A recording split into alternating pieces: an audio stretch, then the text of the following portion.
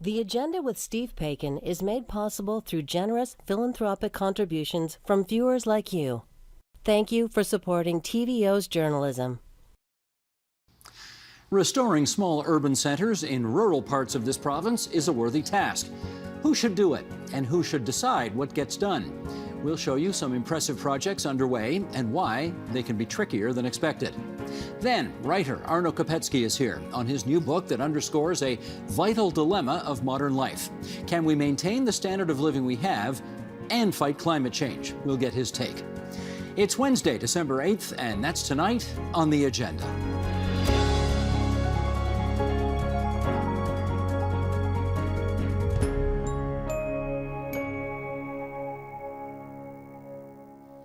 Ontario is a big place, and some parts of it haven't been maintained quite as well as others. Big cities get a lot of attention for revitalization efforts, but more rural parts of the province need restoring as well. And that's prompted some people who can to try to breathe new life into dilapidated buildings and create something new and special. Is this a potential broader solution for bringing parts of rural Ontario back to life? Let's ask. In Amherstburg, Ontario, near Windsor, the co-chairs of Thrive Amherstburg, Richard Petty, former CEO of Maple Leaf Sports and Entertainment, and Laurie Bruyette, a self-described community investor. And in Prince Edward County, there's Greg Sorbara, former Ontario finance minister, now the proprietor of the Royal Hotel on Main Street in Picton. And it's great to have you three on our program here tonight on TVO. Greg, I want to start with you because you took over a hotel whose roots go back to 1879. So I guess I want to find out off the top, what was the condition of the place when you first saw it?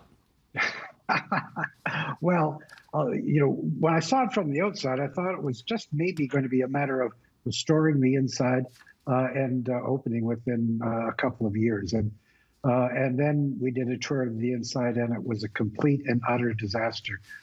There's a good picture of it. The place was rotting. And as it turned out, we had to demolish the interior so that we could build a new hotel in an old skin. And why was it important to do it that way, the new hotel in the old skin? In other words, keeping the old skin. Well, the idea was that we wanted to rebuild, we wanted to reimagine, we wanted to restore, we wanted to bring the Royal Hotel, which had been such an important part of the life of Picton and Prince Edward County, we wanted to bring that back to life. And so it wasn't a matter of tearing it down. It was a matter of restoration, reimagining, and building a place that was as important now to the current population as the old Royal was to the people who lived here, 100 years ago. So you put your eyes on it for the first time in 2013, is that right? That's right, yeah. So this has been an 8-year mission. Oh, it seems like just yesterday. I mean, I was walking. One of the things that happened in Picton before we bought the hotel is that a beautiful old Presbyterian church was torn down. And I had been thinking about buying that church and doing something with it, and suddenly it was being demolished. And I remember the day when I was walking by the Royal, which was boarded up, and I was thinking, oh my God, we can't let that happen to the Royal. Somebody has got to restore the place. And I realized after a little bit of reflection that someone was me and my family. Why? I guess I got to know, what made you think there was any potential there at all? Because from the looks of that first picture, this was just a Herculean undertaking. Well, the potential was in the fact that the building stands and now has been rebuilt right in the heart of Picton. It has a history with this population, which is unlike the history of any other building. I just thought, creating a new hotel, and there's a picture of it as it looks now, it's about to open. And it was just really important in revitalizing this community. It was important to give this community back the hotel that they once had. I'm going to ask this. How much did you spend to get this thing to that condition? I'm not going to tell you. It was a king's ransom, or shall I say a queen's ransom. But it's okay because the hotel, the good news here, Steve, is that tourism is flourishing in Prince Edward County as it is in so many small towns in Ontario. So the hotel will will pay its way once it's open. But it was far more than we had ever expected.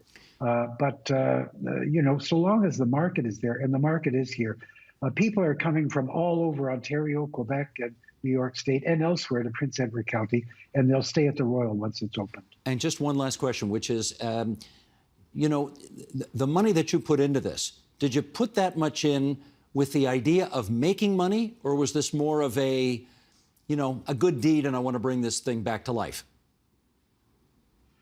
Well, I think the latter. I mean, if someone had said to me, do you want to build a hotel in Prince Edward County? I would have said, no, we're running a farm here. We're growing vegetables. We're making maple syrup. But the notion that we could bring this hotel back to life, it captured me. So we did it primarily to create, to recreate, to reimagine, to recast the Royal. After, 8 years of hard work and some great disappointments and some real trouble and a pandemic, the work is almost done. And now my emotion is, it's so exciting. It's so beautiful inside. My son-in-law, Saul Korngold, has been overseeing the project. My job is to write the checks and sign the checks. But I think whoever comes there is just going to say, wow, this is just terrific. And it will add to the thing that would be happening anyway in Prince Edward County, and we're proud to be a part of that. Gotcha. Okay, Laurie, let's get you in here right now. I described you off the top as a community investor. What exactly does that mean? Well, Steve, I think that my main purpose and goal in participating in this is to see our community thrive. And it's more than just an investment in bricks and mortar. It's an investment in Amherstburg, the people, the history, the whole vibe. How long have you been there? Well, we moved to Amherstburg in 2012. We had a short stint where we moved away. We started investing here in 2018. And what made you think this was a good place to invest money? There's just really, and I know Richard's going to agree with me on this, there's just no other place like it. The history, the waterfront, it's just a beautiful place to be. Well, let's show a few of the properties that you have purchased, and I'll ask our director, Sheldon Osmond, if you would. Let's bring up some pictures. Now, why don't you take us through this, Laurie? This is, I guess, the Federal Building, is that right? No, this one is Murray Street property. Oh, this is Murray Street, okay. Yes, we have two properties on Murray Street. You'll see the other one probably in a moment, but this particular property has a long history as a dry goods store. It's housed many different historical people area. The property itself, I believe, is close to 125 years old. And why did you want it? Well, who wouldn't want that, Steve? Exactly. The architecture, for one thing. The architecture really drew us in. The street itself, the two properties are across the street from one another. The architecture, as you can see, they've survived a lot of beatings. This one, again, as Greg said about his property, is pretty beaten up on the inside. And I just really was drawn into the fact that it could be something spectacular, something that would bring people to Amherstburg to enjoy what we have to offer. And that last one there, that's the Federal Building, right? What's in there right now? Right now, a Canada Post is in there currently. A big part of what we want to do is draw more people to living in urban core. So that's a good opportunity to do that. And I'm going to ask you the same question I asked Greg Sorbera, which I had so little success with him on, but I'll try again anyway. How much you spend to get these properties? Oh, way too much. Especially since Mr. Petty lives around here and we're competing all the time. So. Well, I don't know what property goes for in Amherstburg. So would you have spent north of $1 million to get these properties? Yes. Oh, yeah. North of $2 million? Yeah. Okay. Should I leave it there? We're way up north. Yeah. Okay. Now you are. Oh, first of all, how far back the Murray Street properties, how far back in time do they go? Over 125 years. Wow. Okay. So you obviously have imagined that they can be something else. What's the something else that you're imagining? Well, the town itself really lacks opportunities for entrepreneurs to come in as retailers or with unique ideas. So the bottoms of those buildings are great commercial properties, great for unique ideas that only Amherstburg can offer. The uppers of the buildings, we'd like to draw more tourism with them. We need people to come in and share the beauty of what Amherstburg is. So we envision suites on the top of some of those properties for sure. And when do you expect to start doing whatever it is you want to do? We will start construction late this winter, and hopefully our timeline isn't quite as long as Greg's was. I suspect there's unanimity on that. Okay, Richard Petty, let me get you in here. I know a lot of people will remember you as the former head of Maple Leaf Sports and Entertainment, running the Leafs, running the Raptors, running the building. So what's a guy who was involved in one of the biggest businesses in the biggest city in the country doing in a town of 22,000 people right now? Well, I was attracted here upon retirement. And like Lori said, I saw a lot of potential. First got involved in the philanthropy side. We restarted the community foundation. And then my wife, Colleen, and I thought, there's more that we can do. And, being a longtime bibliophile, author, I thought the first thing that, I believe that all small communities can use is a independent bookstore. And then we thought, there's businesses on either side of us that have fallen into disrepair. Why don't we buy those too? And so we've gone about restoring the heritage of the city, of the town, adding unique retail to attract people to a wonderful community. Well, let's show some pictures of what you've been up to. And I guess this is the River Bookshop. Why don't you take us through these pictures here? What are we looking at? Okay, the River Bookshop, you can see the name on it. That's a 1887 building. We restored it completely. Inside is an independent bookstore. On the second floor is an event space. We were just recognized with the Peter Stokes Award for the best small architectural restoration in Ontario this past year. To the right of the River Bookshop are two buildings that are currently in construction. You see, this is an old picture. As you can see, they were kind of like missing teeth. They were both old and dilapidated, very small. And we're building a candy store called Evelyn's and a store for homeware, cookware called White Woods. Okay, let me ask our director, Sheldon Osmond, to bring that first picture up again, because we saw the before. And now let's see what, Sheldon, bring up picture number 2 again. Okay, so are these artist renderings, or is this the way it actually looks right now? Yes, they are. So we've really tried to, it was a tear down. So what we've done is we've gone in and looked at kind of the built form of Amherstburg during the, late 19th century. And so the storefronts will capture that. The red brick above is red brick that's common in Amherstburg of that time. And then we've got 2 residential rentals above it with a balcony that's a killer. We had our large Christmas parade just a week ago, and the residents in those apartments will have a great view for next year's Christmas parade. Okay. How much, I'm going to ask this again because I've got to, how much money did you spend to assemble, to gut, to reconstruct, to renovate? What was the total nut on this?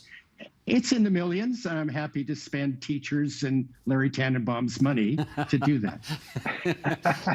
Now, that's not a reference everybody will understand. Why don't you explain that? Well, I was incentivized to build Maple Leaf Sports Entertainment and significantly increase the enterprise value. And as many CEOs have in their contract, if it is sold because of my efforts, I'll get an incentive to do that. And I did. And in addition to a championship ring, I'm delighted to now invest it back in Amherstburg. There we go. Not all of it, but a whole bunch of it. A whole box of it. Gotcha. All right. We want to introduce a new voice into our conversation right now. So let's welcome, in the township of Eris, just north of Guelph, there's Ashley Whedon. She is a PhD candidate in rural studies at the University of Guelph. And Ashley, first of all, welcome to our discussion here. I want to just start sort of at the 30,000-foot level, and then we'll drill down deeper and see what you think. But as a general statement, what do you think of what these folks are trying? Well, I think I'd start off by saying, I'm always happy to see people interested, curious, passionate about rural and small town life. However, on the flip side, I simply don't believe in benevolent capitalists. It just doesn't exist. So I think that we need to be both happy that people are interested in rural and small towns and in seeing what the potential of these places are. But we also need to be very much aware of the wealth structures and power dynamics that are at play here, in terms of when we buy up property at a very high price point, that also drives up the property values of everywhere else around it and ends up displacing people who may not have immense means of their own. It also results in some other complicated factors around, I love seeing people want to invest in these structures. However, how much resistance will come when your municipality says that means that your tax rate needs to go up in order to invest in the commensurate infrastructure. So we always have to be aware of what the good and the bad is. So one of the things that's interesting about focusing on tourism in particular is that a lot of these places are kind of replicating almost like a faux European visual to them that is quite literally colonialist, right? Like, this is quite literally about replicating a European look and feel in another place instead of place-based, which is about how do we combat structural urbanism, right? This urban default. So who are those storefronts marketed to? Who is the clientele for that? Is it local people? And then finally, it's one thing to have somewhere to stay for a night. It's another to have a place where you can build a lifetime and a life. And so when we focus on tourism as the only mechanism for rural and small town economic development, we're really focusing on largely cyclical, low paying, low benefit, low security jobs, rather than looking at, okay, if we're building these initiatives, are we paying a living wage? Are we ensuring that there are benefits attached to these jobs? Are we making sure that the people that are working in the bookstore or in the hotel can afford an apartment or a home in their community?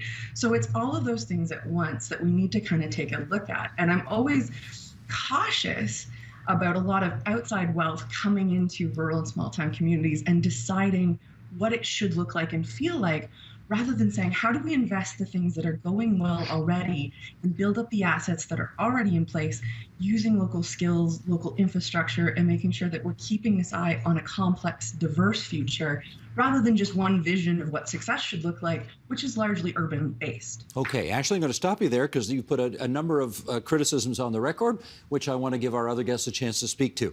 Let's start with Greg. Do you want to speak to the issue of gentrification and whether or not, by bringing your property back to life, it increases the value of so many other things in the neighborhood, which, as we know, has both positive and negative consequences? Well, Steve, I couldn't disagree with Ashley more. The fact is that the revitalization of small town Ontario is a phenomenon that's happening. People are leaving big cities and wanting to relocate in small towns. And that's a healthy thing. My goodness, the maritime provinces are are having a population growth that they haven't seen in decades. In our own case, we're just we're not bringing Prince Edward County back to life. Prince Edward County is a very vital community. There's a very strong agricultural base. We own a farm here. The Royal Hotel will buy produce from a number of farms here. There are a number of wineries here. They sell their product all over the province. Prince Edward County is growing, and it's growing rapidly. And what we're doing at the Royal is just one small part of it. It's not colonialist. It's not European. It reflects what the Royal used to be. It's giving it's giving this county back something that it has wanted to have for a very long time. So, and as far, I'm sorry to go on, but as far as the working population is concerned, we are going to be paying high wages because that's what you need to attract good people. We also bought a couple of houses very close to the Royal to provide low-cost accommodation for the staff that will be working for us. So I mean, Ashley, I mean, it all sounds very interesting and critical, but I just disagree with you. Okay, Lori, let me get you. Hang on a sec, Ashley. I want to give everybody a chance, and then we'll circle back to you. Lori, again, you heard some of the criticisms and observations of Ashley. What's your response? Absolutely, and I think that I understand and hear where you're coming from to the best of my ability, Ashley. But I look at things from a very entrepreneurial lens. COVID did show us that we need to step outside of the box to sustain. So a lot of our younger people, our younger population have been creative and have stepped out there and created jobs for themselves based on what we do have in our community. We, like Greg was mentioning, we have a wine route that brings in wine, and we have many restaurants and different very creative assets in our area. And to build on that and draw, especially in a border city area, to be able to eventually draw more people into that is just a great opportunity. And we're not outside investors. We live here, we breathe here, we walk the street, and it's more of a reflection of what our neighbors and the people that we talk to when we're working in our own shop say to us that they want and need. Richard, you want to pick up on anything there? Yeah, a couple of things. First of all, we're not trying to look European. Our restoration is going back and studying the built form of the time these buildings were built, and they've fallen in complete disrepair, and we're restoring them. Small towns across Ontario are hollowed out.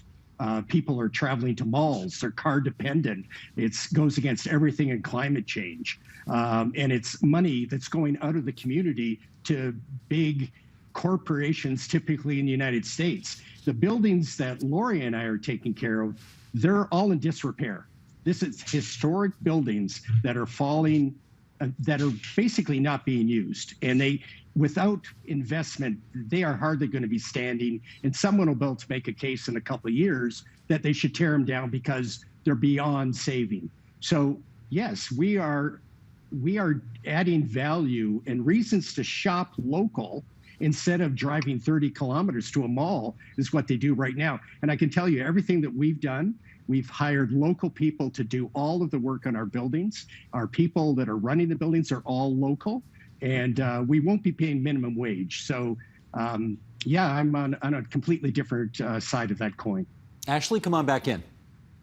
Yeah, so I'll just say that I've worked on the other side of this question as well. I worked in community economic development for more than a decade before coming back to school. And so I've been on all sides of this question. And I would still push to say that even restoring those buildings to a particular time and place harkens to colonization. So we can't avoid that these were built by Europeans.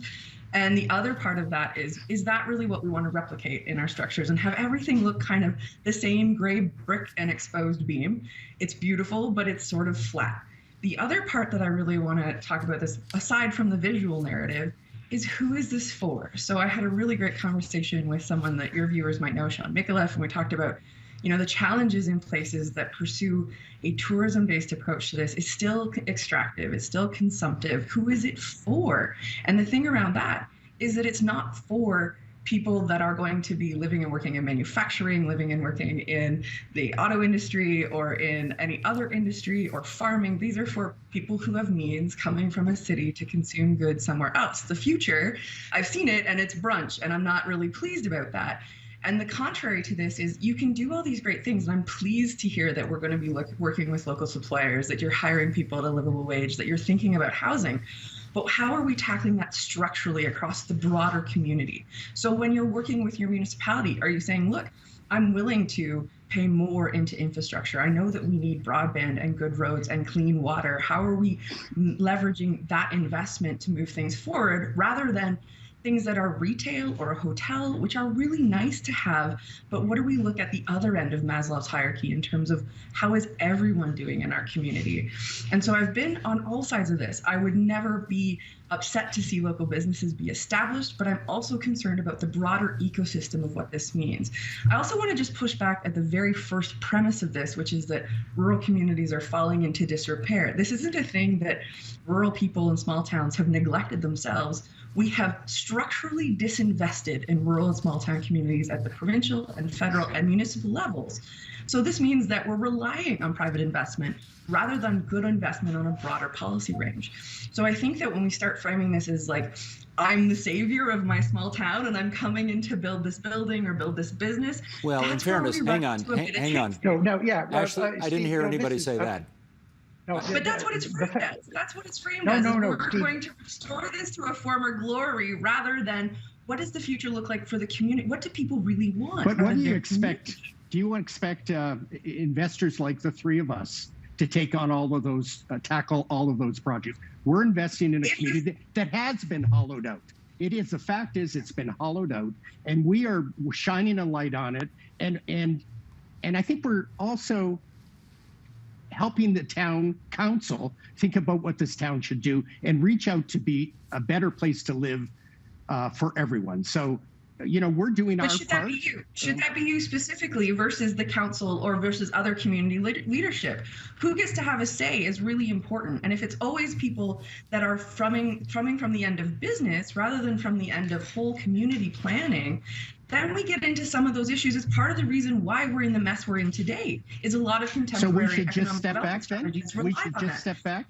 And we're responsible for bringing everybody else in? I think not. You're part of a whole system. You're part of a whole system. So you can't ignore the fact that you are responsible to the community in other ways other than just building a business and employing yourself. Or okay, let me jump in here. Let me jump in here if I can, because Greg, presumably you would not have been allowed to do what you did unless City Hall was on side with what you did. What was the relationship with City Hall like in Picton and or Prince Edward County? It was absolutely tremendous and supportive. They have wanted this to happen for a really long time.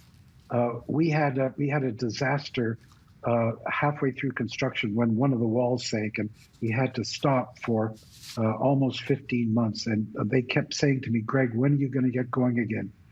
Ashley's problem is that she doesn't understand that small town Ontario is not in a state of desperation. Small towns in Ontario are growing, and Ashley, let me finish. Small towns are growing. They're starting to develop a sense of themselves, and what Richard is doing, what I'm doing, what people like us are doing, we're just being a small part of it. We're participating in something that is much larger than us and much healthier than we could have ever imagined 20 years ago. I'll tell you something about Prince Edward County. 40 years ago, Prince Edward County was the most depressed county in all of Ontario. The welfare rolls, the school dropout rate, the unemployment rate was very severe. Over the course of the past 40 years, that's changed. It's changed because a winery industry grew up. Agriculture started to become revitalized. New construction started to happen. The Royal Hotel is one really small part of it. It's part of what's going on in Prince Edward County, in Amherstburg, and in small towns all over the province. And you should be celebrating that and figuring out ways to make it continue to flourish. Greg, I do. And here's the problem, though, is that then acknowledge that you are one small part. I think the framing of the show and the interview when I was invited on was that this is sort of we're revitalizing rural and small towns. And my counter to that is, having been involved in this professionally and academically for more than 15 years now, is that it is complex and these are very small parts. Rather than sort of hanging all of our hopes on these one-offs, we need to be looking at the broader spectrum of that. So what happens when we change everything over to wineries? What happens to the rest of agricultural land? Or same with cannabis production. It's great. However, should we be putting it on prime agricultural land? My point here is that we need to acknowledge that every single one of us are part of this. And absolutely, rural towns are growing, they're thriving, and they're doing it on their own terms. That's why I'm so concerned when we frame this kind of development as the only answer, because it's not. So I never said No. despair. You know what? No, we did not. This was not framed in that way. And the investments that we make are investments that are driven by. Well, Richard put it clearly. The love. We have a farm in Prince Edward County. We love it here. We are part of the farming community, and we saw an opportunity to add something else. It's not rich people coming in and changing the dynamic. It's people with some resources coming in and making a further investment. And and I'd like I to think it's talk healthy to, in Amherstburg and it's healthy in Prince Edward County. Richard, come on in. Yeah, our first investment is a bookstore, an independent bookstore. It can't get, a third place, as the sociologists call it, a place to gather, a place to be safe, a place that's accessible, hosting local authors, hosting events almost every week on Black Lives Matter, climate change, history of the area. It's, do you really think that I'm investing as a big, bad investor in an independent bookstore? If there's, here is a real addition to this community, and all our events are local. And there's our first investment. What small towns don't have are independent bookstores. Instead, they go to Amazon or Indigo at a mall that's 30 miles an hour, miles away. Simply not true. Well, all right, let me get Lori in here for a second. Lori, your dealings with City Hall, how's it been? Well, when we first started talking about what we kind of visioned for Amherstburg, I went to the town council and asked, what can I do? I delegated with some ideas about how do we bring business and that ongoing 12 months of the year vibe to Amherstburg. And one of the councilors looked at me and said, we don't really have a vision for Amherstburg right now. I have to share with you that my jaw dropped. And I thought I was going to this group of people who had been so entrenched in all that Amherstburg was, and I was going to learn this great big secret about how we could revitalize, especially our businesses in our downtown. They were in a mire. They were off in the weeds, going around in circles about very anecdotal, small little things that were happening in the community, and nothing big was ever being accomplished. We actually did bring in the community with this. We formed a group that we call Thrive, and it looks at housing, it looks at healthy living, and everything that we want to be able to offer our community as a large group, as a whole, not just Richard and I. That's not even close to being that. Okay, we're down to our last minute here. Time has just flown by, and I guess, Ashley, I want to find out from you, because I understand your concerns about this. Are you saying that town councils or the provincial government ought to prohibit what is going on here? Absolutely not. No, I think everyone is sort of willfully misunderstanding what I've had to say, which is that we need to look at rural and small town places as complex ecosystems onto themselves that have a value in and of themselves beyond what we can extract from them, exploit from them, consume of them, or produce from them. And we need to start looking at rural and small town places as vibrant nodes onto themselves, regardless of whether we feed people or give energy to someone or whatever. These are places where people live and build their lives and livelihoods. And so what I want to see instead is complex, comprehensive investment in things like critical infrastructure, civic capacity, yes, an entrepreneurial ecosystem, but not having that be the cart before the horse. We need to build all the other capacities so that that's endemic, and it doesn't take someone who is looking at the community with a lot of means and wealth saying, I'm going to build this business, rather than saying, how do we support the existing assets? How do we move to place-based notions of what rural futures look like? So what I want to see from the provincial and federal government, and even from this group, is actually a willingness to consider that there are alternative ways of looking at what you're doing and considering it from other points of view, so that we we do actually create complex, nuanced, diverse, inclusive notions of what our rural and small towns look like today, tomorrow, and well into the future. And that will be the last word on this program tonight. That's Ashley Wheaton, PhD candidate, University of Guelph. My thanks as well to Greg Sorbera, the proprietor of the Royal Hotel in Prince Edward County, Richard Petty and Lori Bruyette, community investors with Thrive Amherstburg. It's really good of all four of you to join us here on TVO tonight. Many thanks. Thanks, Steve. Thanks.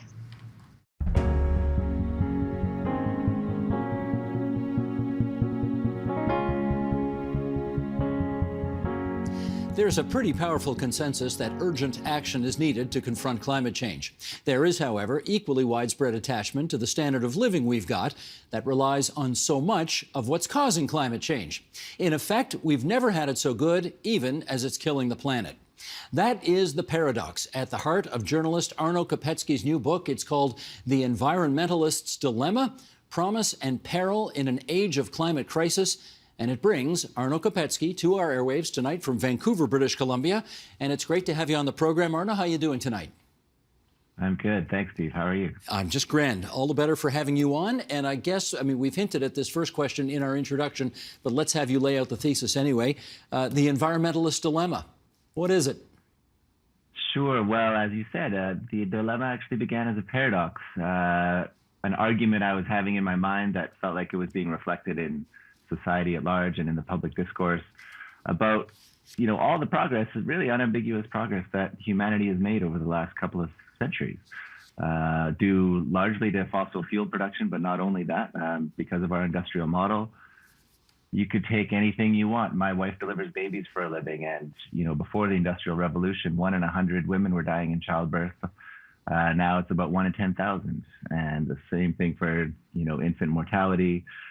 Medicine, dentistry, the electric light bulb, and not just in the material realm, but human rights, public education. I have a 6-year-old daughter now, and she is coming into a world that has vastly more opportunity than almost any other point in human history. So there's this whole realm of wonderful things about being alive in the world today that I think we would be right to celebrate. But at the same time as this is happening, the natural world is just collapsing all around us. And that is, there's a direct correlation between the well-being of humanity and the destruction of the global ecosystem, basically. And I think when you look at some of the conversations and the polarization that's going on in the world today, in every province, in every country, in every of the world, I think a lot of people are sort of sticking to one side or the other of this sort of outlook on life. Either it's better than ever or it's worse than ever. Things have never been so good, but we're all going to die. And so I wanted to sort of dive into that and lean into that because I myself was unresolved in how should we address this. I think the environmental community, which I identify with and admire and have, follow in that tradition, has a tendency perhaps to overlook some of the advances that humanity has made, and the oil patch, for example, tends to overlook some of the costs that have come with their industry. So that was the impetus for this book. As I looked into it, I thought, well, it's not that much of a paradox, really. We're just living on borrowed time. We've eaten through our ecological inheritance in terms of forests and fish and natural resources. And now climate change is sort of the sharp tip of that spear that is coming down on the whole world, and that is the most immediate pressing problem. As I live in British Columbia, and so we've had a dramatic illustration of how badly things can go when climate warms just by 1.1 degrees. So the dilemma comes in now. What do we do about this thing? Even if everybody agreed, which of course we don't, that we are living in a time of immense ecological crisis, it would not be clear exactly how to proceed. Well, let me pick up on that. Sure. Now that you've laid the thesis out, let's dive into. I'm going to read one excerpt from the book here, and then we'll sort of pull that apart if we can. Sheldon, why don't you bring the graphic up, and everybody at home can read along. For 2 centuries and more, fossil fuels have been at the center of human prosperity.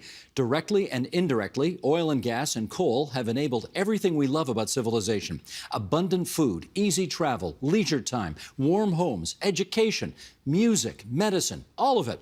Civilization runs on energy. Fossil fuels have supplied more of it than ever before. The power structures that dominate our modern world have grown directly out of fossil fuels. Now, all that is changing. A lot of people don't want it to. To acknowledge climate change means we also acknowledge that practically everything about the way we live must also change. It means we have to give up our gas-guzzling cars, stop flying around the world for fun, eat a lot less meat. Perhaps even more painful than changing our behavior, acknowledging climate change means acknowledging our guilt. It means admitting all the damage we've inflicted. Okay, let's dive in there, Arno. Important to acknowledge our guilt. How come? Well, I think that's what makes, at its heart, I see this as really a psychological drama in many ways. I think a lot of people, look at any of the personal changes you've had to make in your life. Often the hardest part is to admit, I messed up. I did something wrong. There were consequences to what I did, and I don't want to own that. And I think that's a big part of what we have to do as Canadians. We're the fourth biggest oil and gas producing country in the world. Oil and gas production has caused immense damage, both environmentally, but also socially and politically. And I think the first step in changing our economic system, as well as our political and social structures, begins with sort of an ownership of what did we do wrong? Where did we go wrong? And until we acknowledge that, I think it's really hard for Canadians collectively to get behind the switch that needs to come. And that begins, one could say, with, switching, downsizing the oil sands and switching over to all the renewable energies that are available to us from wind and solar and geothermal. Well, it's beyond that. We just gave a pretty intense list of things that go beyond that. So I got to ask you, once we've acknowledged our guilt, do you think we're prepared to give up meat, stop flying all over the world, do all of those things that you just suggested are necessary? I don't know if we're prepared for that or not. I think that's a conversation that I and many people are trying to initiate. I don't want to dwell, at other places in the book. I talk about that this is not just about guilt and shame and darkness. I think there's a lot to celebrate about the future ahead.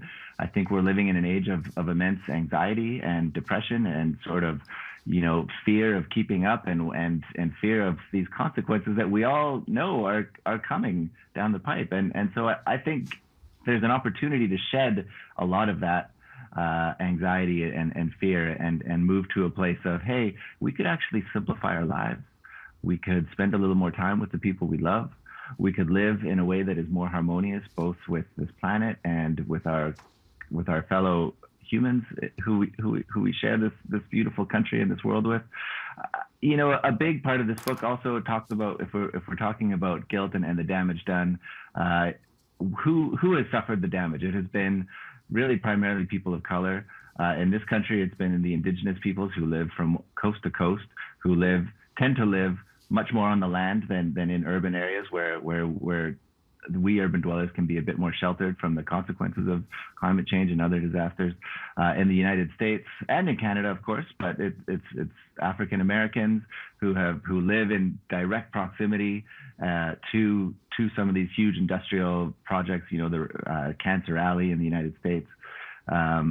Everywhere you look, and this is around the world. I spent a lot of time traveling through South America, where Canada has a lot of mining and oil interests doing immense damage on Indigenous territory. And so these are the populations who are suffering the real initial brunt of our industrial onslaught on the planet. And there's a reparations to be had there. And I think that's some of what we've seen in the last couple of years here in North America with Truth and Reconciliation, with Black Lives Matter. Those things are all intertwined. That you might think, oh, well, what does Black Lives Matter have to do with climate change? These things are connected. This is all about sort of a colonial, extractive model of oppression of people. And the old saying goes, first they came for so-and-so, then they came for so-and-so, and finally they came for us. And so I guess when I talk about guilt and acknowledging that guilt, there is a sort of a pragmatic element to it that says, it's not if it's not just going to happen to them, it is going to come for us, and I think it is beginning to. Well, I've got to ask the overarching question then, which is, do you think fundamentally capitalism, which kind of requires constant economic growth, is fundamentally at odds with saving the planet. Yeah, it depends on your definition of capitalism, I suppose. I take real issue. I have a chapter about growth and infinite growth being completely out of touch with the ecological realities of living on a circular, finite Earth. But to me, capitalism is about private ownership of the means of production. And I don't think that is necessarily incompatible with sustainability. I think capitalism has become untethered from any kind of regulation almost. There's a problem of inequality that is, we're living back in the Gilded Age. Inequality has reached levels commensurate to France right before the revolution. So that's an issue. But there's, communism under Stalin was one of the worst things for the environment you could imagine. I think whatever economic model humanity adopts or ends up choosing, we're going to have to reckon with ecological realities. And so I actually don't think, others would certainly disagree with me, but I don't really take issue with capitalism per se. I think it needs to be intensely regulated and dramatically reformed, but I don't have an issue with, private capital and trade and people making a decent living. But for example, if you look at tax rates, around the Great Depression and then through to the 1960s in the United States, the top marginal income rate was 90%. And then after around the 70s, it started dropping. And then by the time the Russian Empire collapsed and communism fell, that top marginal income tax rate had dropped to about 28%. So they just stopped taxing the rich. So I think taxing the rich is compatible with capitalism, and we can do that, for example. Well, in the midst of that answer, you talked about indigeneity, and I want to follow up on that because there may be an impression that our viewers and listeners have that the typical environmentalist is probably white, male, 40-something, walks around in Birkenstocks, gives money. There you go. Yeah, that's me. Gives money to Greenpeace or something like that. Yeah. In fact, you tell us in the book that the indigenous people who've lived on this land for more than 10,000 years have been pretty strong environmentalists. You want to make that case? Sure. I want to start by resisting the sort of romantic notion that First Nations have some sort of supernatural connection to the Creator. That's not at all what I'm trying to say, but I do think First Nations and Indigenous communities tend to live in direct contact with ecosystems that we are sheltered from, those of us who live in cities, as I do. And so, for example, forest fires in this country have, the number of refugees from forest fires has quintupled in the last 40 years. And the majority of those people who are getting kicked out of their homes because of fire are Indigenous citizens of communities because they lived in direct interface with forests. If you're talking about, what is the relation? Let's go back a second and talk about me being the white poster child for environmentalism. I have a chapter about this in my book, and I look at Canada's national parks. Were really a colonial crime scene when they were created. I grew up in Edmonton, and we used to go to Banff and Jasper National Park for holidays as a kid. Only in my 30s did I realize what had led to the creation of those parks, that the original citizens of those parks, the First Nations who lived there, were evicted, shunted into tiny reserves, and basically a big fence was put around those parks and said, okay, First Nations, you are not allowed to go back there ever. Everyone else, you can go there and look, but don't touch. And that is part of a model that, began in the United States. And really, the first environmental impulse in North America began as a very sort of white vision of nature as this thing that you look at but don't touch, and brown people should not go there, and let's get rid of those pesky Indigenous inhabitants. And now that's finally starting to become rectified, and it took a long time for the environmental community to get there. So do you think there is good allyship now between First Nations and the so-called environmental movement?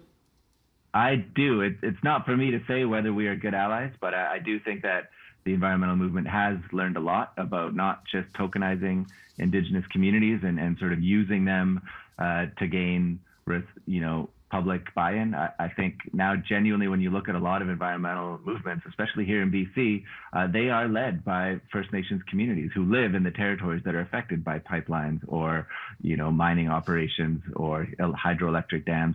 Well, can I push back a bit on that, Arno? Because, is it also not important to acknowledge that there are certainly several and significant First Nations leaders in this country who are pro-mining and pro-pipeline and are happy to go into business with established Canadians in order to make that happen? I love these kinds of stories, and it's very true. You're right. There are several. Right here in British Columbia, where I live, there's been an issue about logging old growth on the coast here. What little we have left is being logged, and one of the First Nations on whose territory it sits, they have asked the blockaders, the environmentalists who are blockading the logging roads, they have asked them to leave so that they could keep logging. They have their own sawmill that is specifically designed to log old growth cedar. So absolutely, I think the environmental movement has a tendency to sort of overlook those pesky issues, those pesky details, because they complicate the narrative, and let's just ignore that and focus on the trees, which is a mistake, I would say. My response is, what would happen if these First Nations actually had a choice? Other than, right now, their dilemma is, well, we could continue to live in perpetual poverty that has been imposed on us for the last 2 centuries by the colonial model, or we could allow some of this industrial activity to proceed and at least make a little bit of money, because at least now, industry has learned, well, you can't do any of these projects. You can't build a pipeline. You can't log old growth. You can't build a hydroelectric dam without kicking some of the proceeds down to the First Nations whose territory it's on. So, of course, those First Nations are going to tend to say, yeah, if that's my choice, poverty or at least some food on the table and an opportunity to make something of my life the way the rest of this country has done, it's pretty clear what they're going to do. Now, so I would say let's give them an honest choice or a better choice that involves maybe, options of sustainable living and a decent livelihood and even some reparations for the last 2 centuries of what's been done. And then let's see what they say. And then if they still want to proceed, yeah, that's their right. And I think the environmental community should absolutely say, listen, okay, if that's what you want to do, we disagree, but it's your territory, it's your land. You can do whatever you want. The time has really flown by here, but in our remaining moments here, I do want to ask you, and you touch on this in the last chapter of your book, so many people have spent the last 35 years, as our environmental awareness has increased, recycling their garbage and composting, and maybe now they're buying an electric vehicle, and they're doing the things that they've been told to do, many people, in order to try to resolve this climate crisis. And you tell us most of that won't amount to a hill of beans, that it actually will take significant, consistent government action and regulation over the next couple of decades in order to get to where we want to get to. Is climate change an unresolvable problem? No, it is not. You're absolutely right that it is a collective action problem, and only collective action can change that. And that means, industrial, top government and corporate action. I have a chapter about that. Another dilemma is, well, what difference does it make for me to do anything or not do anything? I think each of us wrestles with this sort of individual versus collective action conundrum. The point that I make and that I believe is that individual action does actually matter. I think it's a way of giving each of us individuals agency and therefore purpose in an age when people are lacking both those things and sinking into despair and apathy. But more importantly, and it can sound trite to say, but each of these individual actions does add up to millions and millions of actions. And I think, one of the examples I use is elections. Every time we have an election in this country, millions and millions of people decide, well, I'm going to vote, even though we know it really makes no difference. My puny one little vote is not going to change a thing.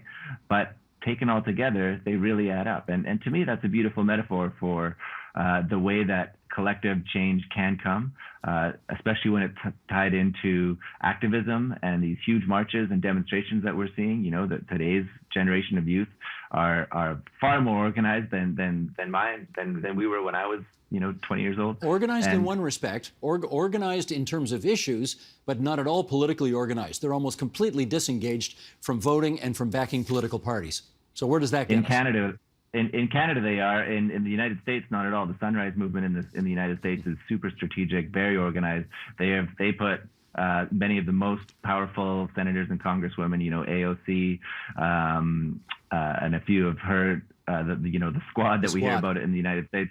They were really endorsed and helped a lot by the Sunrise Movement, which also created the Green the Green New Deal. That's a result of activism, and I would love to see Canada develop that kind of activism, and for that to emerge. I have another chapter about that, and sort of my mixed feelings about activism and the sort of the purity of purpose, but the sort of disdain for compromise and political process. So these questions are real, but to answer your question, I don't think climate change is insurmountable. I think we are surmounting it. We have already bent the curve from initially, just 10 years ago, humanity was on a trajectory for about 5 degrees of warming, which would have basically wiped, I can't even imagine what that would look like. It would have been so catastrophic. Now we're down to about 2.4, 2.7, still catastrophic. But if you look at the trajectory and the way that the curve is bending, it's happening. So we just have to keep pushing and believing. And yes, every little thing you do matters. That does not mean that that recycling is going to save the day. It's not. But it does mean that you can play a part in this story. And I think at the end of the day, my message is not that you have to become an activist or a rebel, but that you can engage with what I think is the story of our time. We are happy to remind people that your book is called The Environmentalist Dilemma, Promise and Peril in an Age of Climate Crisis. And we're delighted that it's brought Arno Kopecky to our airwaves tonight from Vancouver, British Columbia. Arno, thanks. I got to tell you, you pack a lot of punch in a book that's not much more than 200 pages. So well done, and thanks for coming on to TVO tonight. Thanks, Steve. So great to chat with you.